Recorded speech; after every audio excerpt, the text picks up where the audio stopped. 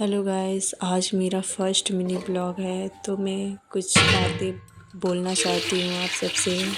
तो please support करें and mistake को इग्नोर करें एंड छोटे क्रिएटर्स को सपोर्ट करें और आगे बढ़ाएं। तो ये है मेरा हर रोज़ का रूटीन।